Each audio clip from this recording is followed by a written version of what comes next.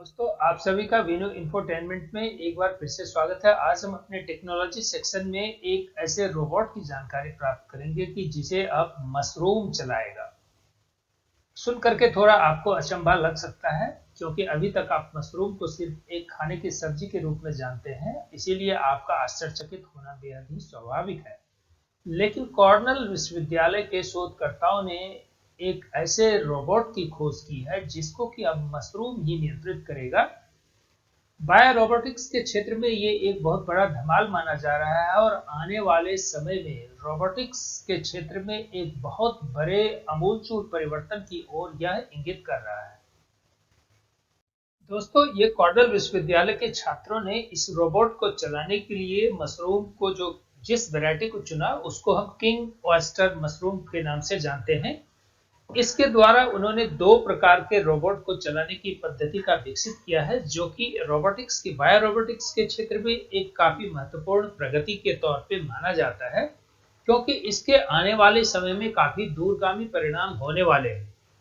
दोस्तों, यह खोज जो है ये रोबोटिक्स के लिए एक नया दृष्टिकोण लेकर के आती है, क्योंकि इस दृष्टिकोण में सिंथेटिक घटकों को जैविक सामग्रियों के साथ मिला करके एक ऐसी इकाई का निर्माण किया जाता है जो कि अपने पर्यावरण को इस रोबोट के माध्यम से ठीक तरीके से समझ सकता है। तो यह खोज कितना महत्वपूर्ण है कि ये एक नेचुरल प्रोसेस में रोबोट अपने इन एंड अराउंड के एनवायरनमेंट को ऑटोमेटिकली एक नॉर्मल ब्रेन की तरह समझ पाएगी, और यह अगर समझ पाने में सक्षम है तो विज्ञान का कितना बड़ा लाभ हम सभी को मिलने वाला है, यह सोचने और देखने का विषय है। आपको ये जानने की जिज्ञासा होगी कि इस शोध में वैज्ञानिकों ने आखिर क्या किया। तो मशरूम के माइसेलियम धागे जैसी एक संरचना का नेटवर्क होता है जिसकी उन्होंने खेती की, हार्वेस्ट करने की कोशिश की। कहाँ पे ये हार्वेस्ट करने की कोशिश की? तो ये रोबोट के हार्डवेयर में इस तरह की खेती करने का प्रयास किया गया। इन धागे जैसी संरचनाओं की कुछ विशेषताएं हैं कि ये जो माइसेलियम है इसके द्वारा उत्पादित विद्युत संकेत का उपयोग करके रोबोट जो है वो नेविगेट करने और प्रकाश जैसी उत्तेजनाओं को समझने में अपने को सक्षम पाया। यह शोध विज्ञान के लिए काफी इंकरेजिंग साइन है, क्योंकि अगर इस तरह के बिहेवियर मीन्स जो मशरूम का बिहेवियर है, क्योंकि लाइट का मशरूम के ऊपर कुछ असर पड़ता है, उस बिहेवियर के अकॉर्डिंग उसके जो ये माइसेलियम, मैंने कहा माइसेलियम ही एक ऐसा तंत्र है मशरूम के अंदर में जो कि इस प्रकाश की सेंसिटिविटी को ठीक तरीके से समझता है।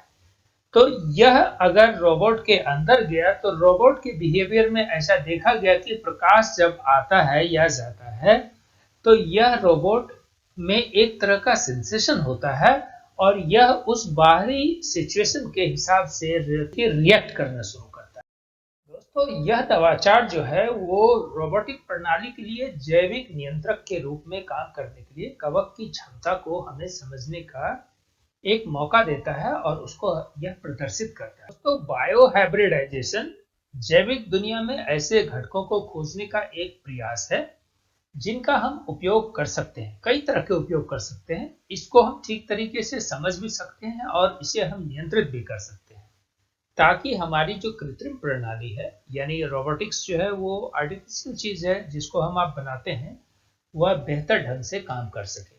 दोस्तों, इस तरह के रोबोट का जो खोज किया है, जो इस तरह के साइंटिफिक रिसर्च को लोगों के सामने लाया है, वो है प्रोफेसर रॉबर्ट सेफर, और वो पेशे से जो है वो मैकेनिकल इंजीनियरिंग और एरोस्पेस के प्रोफेसर हैं, इसीलिए रोबोटिक्स में उनकी काफी अच्छी खासी एक्सपर्टीज है और उनका एक रोबोटिक लैब भी है। उन्होंने इस फंगल नियंत्रित रोबोट के विकास से विभिन्न क्षेत्रों में होने वाले अनुप्रयोग मीन्स क्या क्या संभावनाएं खुल सकती हैं किन किन क्षेत्रों में, इसके ओर भी हमारा ध्यान आकृष्ट किया है, जिसमें उन्होंने मुख्य रूप से बताया है कि जो कृषि है उस विभाग में इस रोबोट का बहुत बड़ा उपयोग होगा, जिसमें कि आप मिट्टी के स्थिति की निगरानी कर पाएंगे। उसी तरह से उर्वरक के अनुप्रयोग यानी जो कंपोस्ट या जो खाद का इस्तेमाल करते हैं उसका कितना और किस तरीके से करना है उसकी आप जानकारी कर सकते हैं, उसको आप अनुकूलित कर सकते हैं। इसी के साथ साथ जो पर्यावरण है उसकी आप निगरानी कर सकते हैं और साथ ही पानी की गुणवत्ता का भी आप आकलन कर सकते हैं और यहाँ तक कि प्रदूषकों का भी आप पता लगा सकते हैं। तो इस तरह से आप समझ सकते हैं कि इस रोबोट का अगर इंडस्ट्रियल प्रोडक्शन होता है और यह जाती है और विज्ञान इस पे और भी रिसर्च करता है तो कई और तरह के रोबोट इससे बनेंगे, कई और क्षेत्रों में इसका अनुप्रयोग बढ़ेगा। इस रोबोट के साथ एक मॉरल क्वेश्चन भी खड़ा हुआ है कि जब इस तरह के मशीन के पास एक तरह से बायोलॉजिकल ब्रेन इवॉल्व हो जाएगा तो मनुष्य प्रजाति पर इसका क्या असर पड़ेगा। फिर क्या मनुष्य प्रजाति की जरूरत रह जाएंगी जब रोबोट ही सब कुछ कर लेगा, वह सोच भी लेगा, वह निर्णय भी ले लेगा और वह एक डिसीजन लेकर के उसका क्रियान्वयन भी कर देगा, तो मनुष्य की जरूरत कम हो जाएगी। तो एक ऐसी स्थिति की संभावना बन जाती है कि जबकि साइंटिफिकली जो कंट्री जितना डेवलप होगा वहां वो आदमी की संख्या को ही नियंत्रित कर दे और आपके रेस के ऊपर खतरा हो जाए।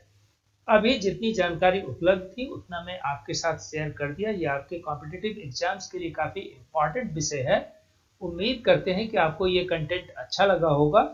अगर ये कंटेंट अच्छा लगा होगा तो अपने दोस्तों के साथ शेयर करना ना भूलें। धन्यवाद।